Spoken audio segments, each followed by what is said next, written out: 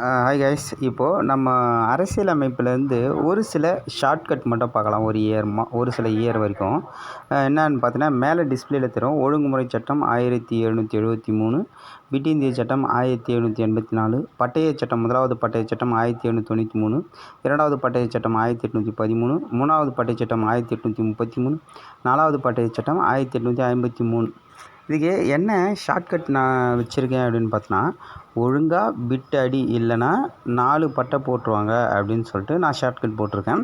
அதாவது இது எப்படி ஞாபகம் வச்சுக்கலாம் அப்படின்னு பார்த்தீங்கன்னா, நடுப்புற இருக்கிற பிட் இந்திய சட்டம் மட்டும் ஸ்கொயர் பண்ணிக்கலாம். பிட் அப்படின்றத 2 ஸ்கொயர் அப் பண்ணால் 4000.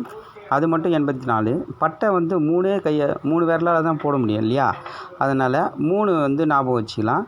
ஒழுங்காக பிட்டடி இல்லைன்னா 4 பட்டையை போட்டுருவாங்க அப்படின்னு சொல்கிறோம். 4 பட்டய சட்டத்தை தான் அப்படி சொல்லியிருக்கேன். இதை ஞாபகம் வச்சுக்க முடியும் அப்படின்றது என்னுடைய கணிப்பு. இந்த மாதிரி உங்களுக்கு பிடிச்சிருந்து அப்படின்னா சப்ஸ்கிரைப் பண்ணுங்கள். நான் உங்களுக்கு சில வீடியோஸ் எல்லாம் ஷார்ட்கட் வீடியோஸ் போடுறேன். Okay, thank you.